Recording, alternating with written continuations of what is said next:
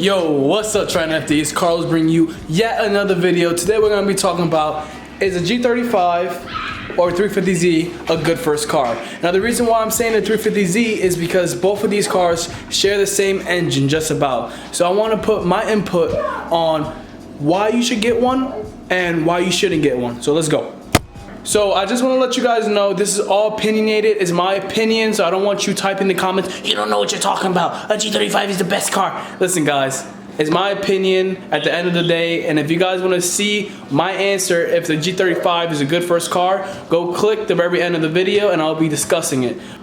Alright guys, so I'm going to give you 4 reasons for is a G35 a good first car. So let's get to it. Topic number 1. Alright guys, so the first topic we're going to talk about if the G35 or 350Z is a good first car is going to be the price range. So the Infiniti G35 is going to come about, I want to say around 5 grand to 10 grand. That's going to be the best bet when you're going to get a reliable G35, maybe a manual one, and maybe everything else in just solid good condition. I got mine for 7K and mine had 70,000 miles. Good leather seats, the heated seats still work, the Bose system still worked. Literally everything in that car was bone stock and nothing was wrong with it. Now with the 350Zs, your best bet, you're gonna get one for a good deal around 3K, around 8K. The reason why the 350Zs less expensive is because they're always beat to death and just mainly you're paying for the name. So with the Infiniti, you also get the back seats too. And with the 350Z, you don't get the back seats and you're paying for name brand basically, in my opinion. 350Z is gonna run a little less because it's just a 2-seater, and then you have to take into account how many times people beat 350Zs up. A lot of people know about the 350Zs more than the G35s, so they tend to buy the 350Zs to either drift, do donuts, just beat the crap out of them as their first cars, and then sell them right back on the market, and they're just destroyed. But there's nothing wrong with the 350Z. It's lighter, it's faster, but I'd rather say the G35 is a little bit better just because of those back seats. But we're talking about both the cars here, so as it says 5 grand up to 8 grand or 5 grand up to 10 grand, that's perfect budget range for your first car. There's nothing wrong with that at all. Now, talking a little bit about my car, my G35, I bought it for $7,000 in cash, and it only had 70,000 on the odometer. It was garage kept, and an old man had the car. So I really got a steal for that car, but on the downside, it was a 2003. And if you guys know your motors, it's not really a good motor. So this brings us to topic number 2 is the maintenance wise. Now, a lot of people don't understand the VQ engines, so I'm gonna break it down a little bit. Now, if you guys are new to the car scene and trying to look to buy your first car and are a little confused, what do you mean you have a shitty motor in your car? Basically, this motor is dookie. Now let me stop with you guys, but seriously, this motor, not cutting it. So I want to explain to you guys a little bit more about the maintenance wise of the VQs and a lot of things that people don't really understand because this might be their first car. So with the VQs, both G35s and 350Zs both hold the same motor, which is the VQ. Obviously, it's notorious for making trumpet noises and everyone loves it.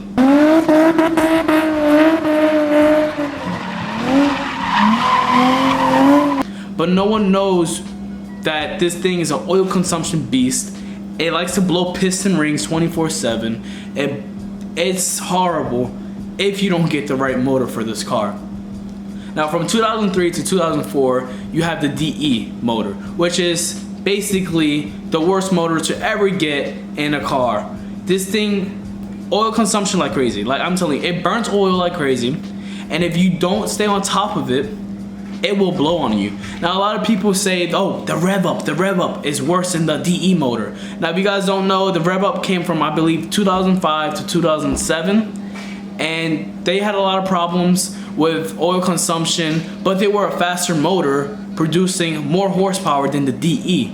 Now I personally believe both of these motors are just horrible motors to ever get in your VQ. And now you guys might question me, wait Carlos, those are the only 2 motors that you could really get for a VQ. But you're wrong. The best motor to get in one of these cars is the HR motor. And sadly, I believe, from my knowledge, the G35 didn't come in any HR motor but the sedans in the '08 version. And the 350Zs had a couple HR versions, including the Nismo and the late 2008 versions. And that's the best motor to get for your G35. And a lot of people might be questioning me, maintenance is nothing. Well, listen, because this is your first car and you really don't realize that maintenance is crazy, let me just let you know real quick that I spend approximately $3,800 for maintenance on this car alone. And that doesn't include mods, doesn't include my exhaust, my intake, none of that. That's literally me replacing the engine on this car because it decided to blow because I wasn't checking the oil level. And again, you guys think it's all fun and games. If this is your first car, it's all fun and games, maintenance is nothing, like the car will tell me what's wrong. These cars don't like to tell you what's wrong. They don't give you signs. They like to blow just like that. In a blink of an eye, it can happen. And I'm not exaggerating. I'm trying to help you guys save money. So that's why I suggest you guys getting an HR motor or getting one of the rev up motors, not the DE motors. The rev up, I still say to this day, it's a little bit better than the DE motors. The DE motors are unreliable. And I already put so much money and I don't want to see anyone struggle. So if you're watching this video and this might be your first car, I don't want to see you struggle the same way I struggle. I mean, I'm only a high school student and I already put so much money into this car just to make it run. Not even for cosmetics, not even for racing, none of that. Just to make it run and drive. Ooh. Number 3 on our list is going to be the power, baby. More power, baby. More power, baby. More power, baby. I am so excited to talk about this. Listen, guys, if you don't know, you know now. This thing, whoo,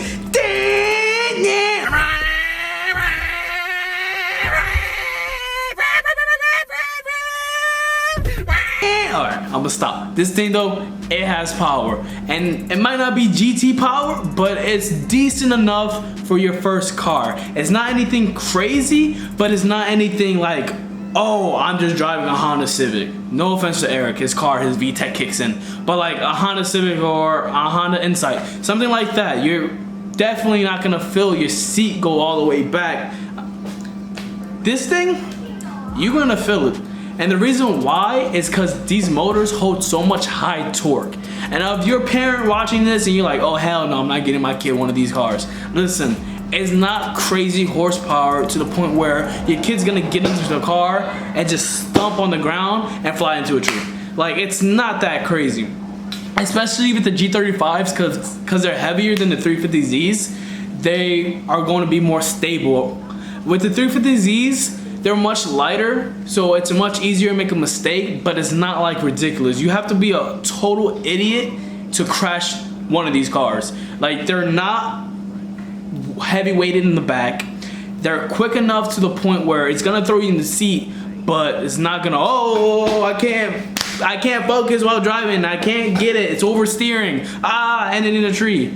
No, it's totally not. These cars are totally high power performance cars, and they're perfect to work on as a first car. You can work on it, mod it easily, and easily get this bad boy to 400 horsepower. But that's where it stops, because any more horsepower than that, you will blow one of these VQ motors if you don't fully build the bottom block. And that's one of the downsides with the VQs. I wish they made the aluminum block a little bit stronger, but at 400 horsepower, they like to blow. And I think that includes the 370Z too. So the 370, 350, G37, G35, all the VQs known to mankind, they like to blow at 400 horsepower, and that's the only downside. But if you're into cars, you got the money, and you want to rebuild the bottom block, Applebee's for days, boy. Applebee's for days. Ooh, number 4 on our list is going to be the community. And this is going to be the last topic on our list that we're going to talk about. Now, the community for G35s and 350Zs is amazing. I mean, this isn't my first car. This is my second car. I had a Genesis at first. But when I got the G35, I felt like I was in a community that people appreciated. It's not like any other community. I can go on forums, I can go on Facebook groups, and they're there to help. They're not bashing you on your car. They're not calling you a ricer. They're not calling you a dickhead because you don't know your camshaft sensor's out. That didn't happen to me totally. Probably did. But it's a lovely community, and they're there to help you. And almost every state, even like Florida, Cali, New York, New Jersey, those types of states, even more states, they have a huge community of VQ owners that are there to help you. It's not like you're gonna be walking in blind. There's actually gonna be someone there to help you. Actually, there was this guy I just met literally last weekend, owns a 350Z, 2008 HR motor, E85, and it's tuned. Gapped me by like 2 bus lengths, and he pulled over, and instead of making fun of me for my G35, he commented. He was like, "Oh my God, your G35 is dope. It's really cool. What's done to it, basically? Oh, do you need any help tuning? I'm here to tune. I can help you. I'm actually tuning the 350Z now." Down and installed it. Yo, this car is clean. No, it's not. It's custom 3.5. Really? Yeah. I don't know. My friend started a shop, Titanium. Is the name? It's such an awesome community because you get to meet people like this on a daily basis. It's not like those stuck-up FRS owners that get to bash on you because they're a little slow. You know what I mean? Or it's not like those Mustang owners that they gap you and they like to roast you afterward because Japanese boy for life. You feel me? But that's all I got for this video. Now time for my opinion.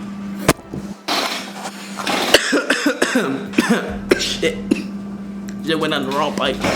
Alright, so my opinion for the G35 and 350Z. Even though I spent so much money, even though sometimes I want to bash the windows on this car, even though sometimes I want to take my tires off and just drive on my rotors because that's how much I hate the car, is it a good first car? And the answer is going to be yes, I believe so. Not because I love VQs and I like Nissan. It's because this car holds its power, it holds its value, and it holds its looks. On top of that, I mean, even the 350Z holds its looks.